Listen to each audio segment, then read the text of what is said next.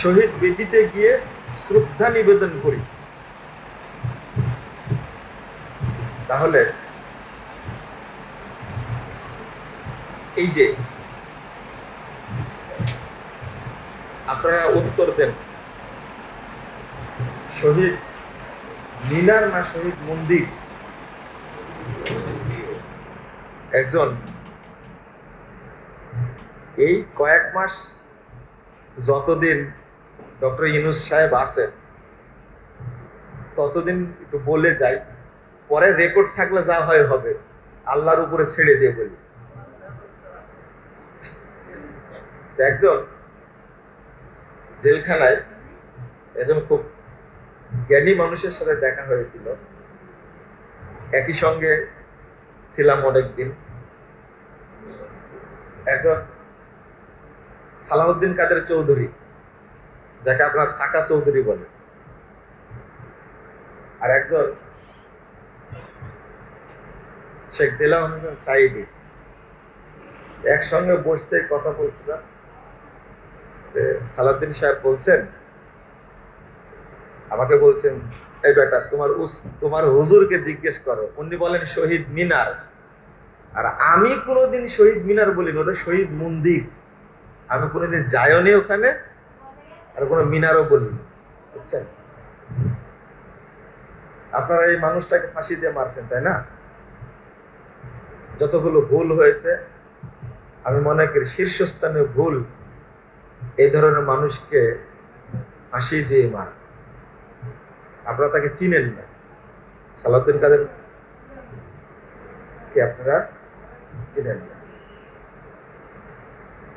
আমি অল্প কয়েকদিনে তার সাথে কথা বলে যতটুকু বুঝেছি, আল্লাহ তার উপরে রহম করুন। তো এখানে আপনি শ্রদ্ধা নিবেদন করতে যান, সম্মান দেখায় নিঃসন্দেহ, তাই না? সম্মান দেখায় যান তো এখানে। আল্লাযীনা আমানু বিল বাতিল, আপনি কেন এই বাতিলের প্রতি ঈমান আনলেন?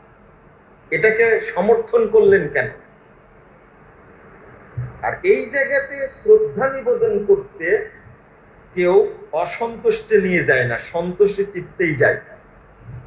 বরং এই শহীদ মন্দিরগুলোতে শ্রদ্ধা নিবেদন করতে না যাওয়ার কারণে অনেকে চাকরিও গেছে, তাইনি? বেতন বন্ধ হয়ে গেছে অনেকে। তাহলে কত জটিল বিষয়। হারাম। আপনার দাড়ি যতই বড়ই হোক, পাগড়ি যতই বড় হোক, শহীদ মিনারে গেছেন, আপনার ঈমান শেষ, ইসলাম শেষ, আমল শেষ, গোষ্ঠী সব শেষ। এখানে কোনো আপোষ নাই, কোনো আপোষ নাই এখানে। আপনি বলবেন যে হুদাইবিয়ার সন্ধিও তো আল্লাহ রাসূল করেছিলেন, আপনার বুঝতে ভুল হয়েছে, হারামকে জায়েজ করার পন্থা বের করছে, তাই না? হুদাইবিয়ার সন্ধিতে কি ছিল? আল্লাহ নবী একবার মূর্তির কাছে যাবে, আর আবু জাহাল একবার কাবাতে আসবে, এই শর্ত ছিল? শিরিকের কোন আপোষ ছিল? বুঝতেই তো ভুল হয়েছে আপনার। তো এখানে আপোষ নাই। আল্লাযীনা আমানু বিল বাতিল, বাতিলের প্রতি আপনি ঈমান আনতে পারবেন না। আপনি ইসলামকে সঠিক মনে করেন না অন্য অন্য মতবাদকে সঠিক মনে করেন, না দুইটাকে সঠিক মনে করেন? আমার প্রশ্নটাকে বুঝেন। শুধু ইসলামকে সঠিক মনে করেন না ইসলামও সঠিক, অন্য ধর্মগুলো সঠিক? কোনটা মানেন?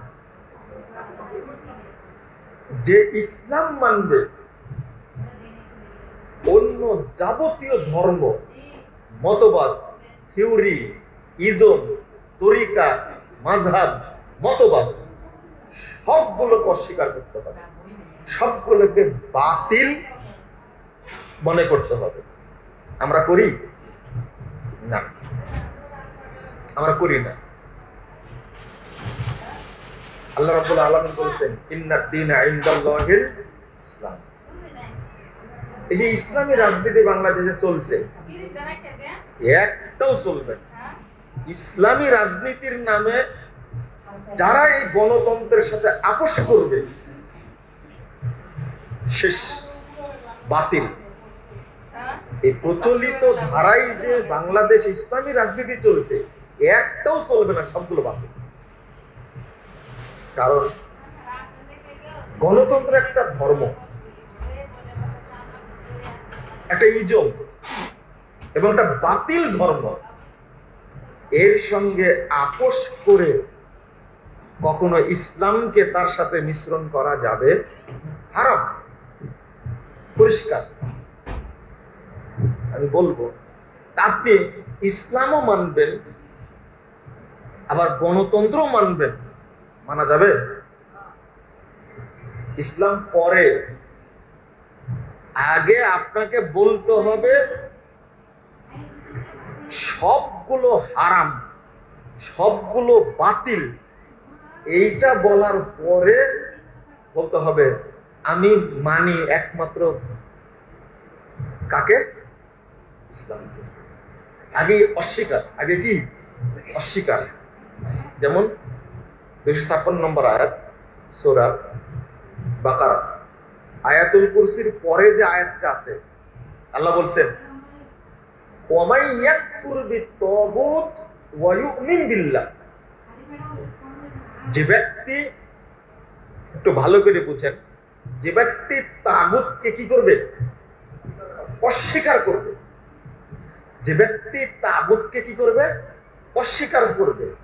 ওয়া ইউমিন বিল্লাহ, আগে অস্বীকার না আগে ঈমান আনা? হ্যাঁ, আগে অস্বীকার। ওয়া ইউমিন বিল্লাহ, এবং ঈমান আনবে আল্লাহর প্রতি। ফাকাদ ইসতামসাকা বিল উরওয়াতিল উসকা। ওই ব্যক্তি কেবল আল্লাহর পক্ষ থেকে প্রেরিত হেদায়েতের শক্ত হাতলকে ধারণ করতে পারবে। এর শর্ত, তার আগ পর্যন্ত। এটার সংক্ষিপ্ত রূপ হলো লা ইলাহা ইল্লাল্লাহ। মনে থাকবে কথাটা? বলেন তো, ইল্লাল্লাহ আগে না লা ইলাহা আগে? হ্যাঁ, এই জন্য আল্লাহ আল্লাহ এই জিকির করা হারাম। বুঝেননি কথা? আল্লাহ আল্লাহ লিল্লাহ হু, এগুলো বলা হারাম, বলা যাবে না। এই জন্য জিকিরে আফজালুল যিকরি লা ইলাহা ইল্লাল্লাহ। আল্লাহ আল্লাহ জিকির করা যায় না, হারাম এটা। কারণ লা ইলাহা বলার পরে অন্তরকে পরিষ্কার করে তারপরে বলতে হবে কি? কথা কি বুঝাতে পারলাম? কারণ অপরিচ্ছন্ন অন্তর দিয়ে আল্লাহ শব্দটা উচ্চারণ করাও হারাম। শিরকি অন্তর দিয়ে আল্লাহ শব্দ উচ্চারণ করাও কি হারাম। আবার বুঝেন ভালো করে কথা।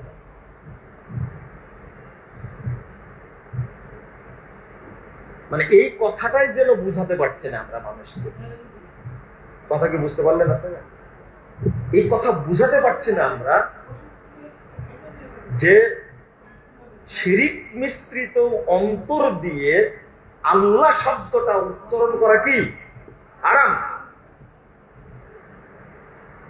আল্লাহ শব্দের মান এত বেশি, ফেরাউন নিজে কখনো আল্লাহ বলেনি।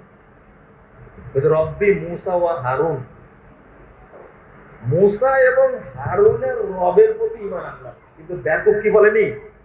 আল্লাহর প্রতি। আবু জাহাল, আবু লাহাব, তারাও আল্লাহ বলেনি। বলছে কি জানেন? আজাল আলিহাতা ইলাহা ওয়াহিদা, সব এলাকে বাদ দিয়ে একজন ইলা বললো। ওরাও বলেনি আল্লাহ শব্দ। মনে হয় বুঝছেন না আপনারা, তাই না? আল্লাহ শব্দটা এত দামি যে সে এটা উচ্চারণ করতে পারে না। আর উচ্চারণ করতে হলে আগে বলতে হবে লা ইলাহা, এটাকে বলতে হবে, বলার পরে বলতে হবে কি ইল্লাল্লাহ। এই জন্য হারাম, বলা যাবে না এটা। আল্লাহ আল্লাহ আল্লাহ হু হু, এরা এই জিকিরটা হলো মুশরিকদের জিকির। কাদের? মুশরিকদের জিকির।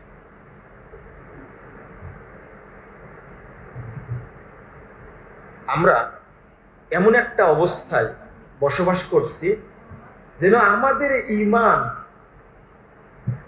নাই, একবারে শিরিকে কি জর্জরিত জর্জরিত।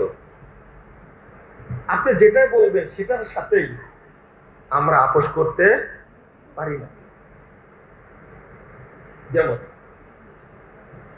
121 নম্বর আয়াত সূরা আনাম, আল্লাহ বলছেন ওয়া ইন্নাশ শায়াতিনা লা ইউহুনা ইলা আউলিয়াইহিম লিউজাদিলুকুম। আল্লাহ বলছেন শয়তানরা তাদের এজেন্টের প্রতি ওহী নাজিল করে। বুঝেন না কথা? শয়তানরা এজেন্টদের উপরে, তাদের যে সামসা যারা, শয়তানের যারা দালাল, এজেন্ট বুঝেন না তা না, ডিলার বুঝেন? ডিলার, ডিলার তো বুঝেন। শয়তানের ডিলার আছে কিছু মানুষের মধ্যে থেকে। রাসূল সাল্লাল্লাহু আলাইহি সাল্লাম স্পষ্ট ব্যাখ্যা দিয়েছেন, এটা কুরআনের আয়াত। শয়তানরা